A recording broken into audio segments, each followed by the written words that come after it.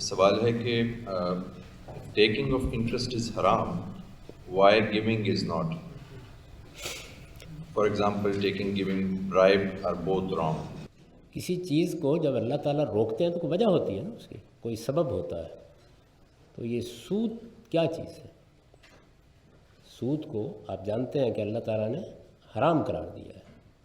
سود کیا چیز ہے؟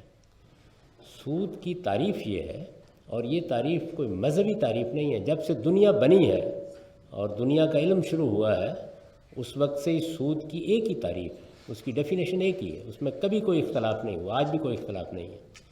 یہ بات کہ سود اللہ نے حرام قرار دیا ہے، یہ بائبل میں بھی ایسے ہی ہے، یہ قرآن میں بھی ایسے ہی ہے، یہ ہمیشہ سے ممنوع ہے.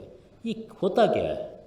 تو سود یہ ہے کہ آپ کسی کو قرض دیں اور قرض پر نفع کمائیں. قرض دیں، یہ پھر لفظ سن لیجئے، قرض دیں کسی کو. آپ نے اپنے کسی بھائی کو قرض دیا، اس نے کہا جی مجھے بیٹی کی شادی کرنی ہے، مجھے قرض دے دیجئے. مجھے دکان کھولنی ہے، قرض دے دیجئے. مجھے بچے کو تعلیم دلانی ہے، قرض دے دیجئے. قرض دے کر اس پر نفع کا مطالبہ کرنا، یہ نفع ہے جس کو کھانا اللہ نے حرام کیا ہے. اس کا دینا کیسے حرام ہو سکتا ہے؟ دینے والا تو بیچارہ اپنی جائز کمائی سے آپ کے مطالبے پر آپ کو دے رہا ہے.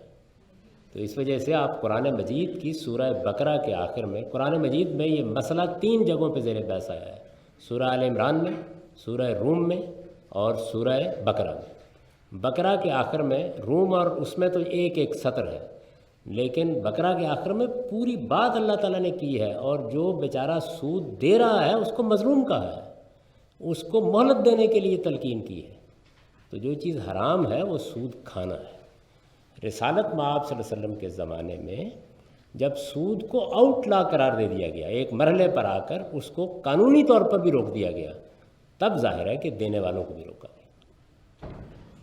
تو اس لیے اصل چیز ہے سود کا کھانا. آپ ناجائز مطالبہ کر رہے ہیں. اس کی مثال میں لوگ بعض اوقات رشوت کو بیان کرتے ہیں. رشوت کیا چیز ہے؟ رشوت یہ ہے کہ آپ کوئی ناجائز حق حاصل کرنے کے لیے پیسے دیں، اس کو رشوت کہا جاتا ہے. غامی صاحب، اگر اپنا کوئی جائز حق حاصل کرنے کی، یہاں تو ظاہر ہے کہ اس طرح کا مسئلہ نہیں ہے، لیکن بعض اوقات اپنا جائز حق حاصل کرنے کے لیے آدمی کو مجبوراً کچھ رشوت دینی پڑتی. جو لے رہا ہے اس کے لیے وہ رشوت ہی ہے. دینے والا اگر اپنے کسی جائز حق کے لیے مجبور ہو گیا تو وہ رشوت نہیں ہے. غامی صاحب، اس میں جو ایک سوال بہت زیادہ ہمیں ملتا ہے وہ مارگیج کے بارے میں ہے. مغربی معاشروں میں عام طور پر اس کے بغیر مکان نہیں آدمی خرید سکتا. تو کیا مارگیج جو ہے وہ سود کے زمرے میں آتی ہے؟ میں پچھلے سال امریکہ میں تھا اور کوئی میرا خیال ہے کہ 70-71 اجتماعات میں گیا. تو آخر میں تو میرا حال یہ ہو گیا تھا کہ میں پوچھتا تھا کہ بھائی وہ ابھی مارگیج کا سوال نہیں آیا اور نیل پالش کا سوال نہیں آیا.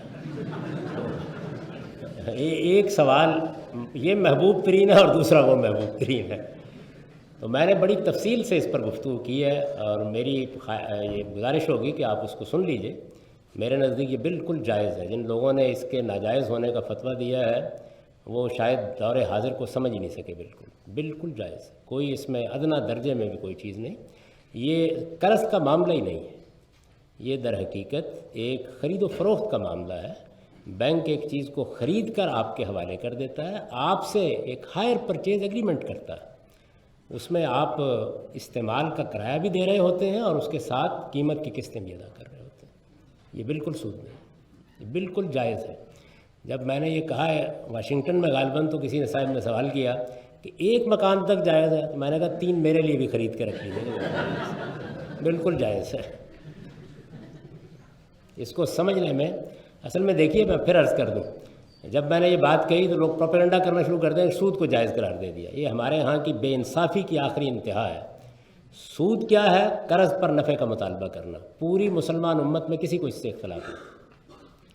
کسی معاملے پر اس کو اپلائی کرنا کہ یہ قرض ہے یا یہ قرض پر نفع ہے، اس کے لیے بصیرت چاہیے. میں اختلاف اس سے کر رہا ہوں، سود سے اختلاف نہیں کر رہا. اسی سے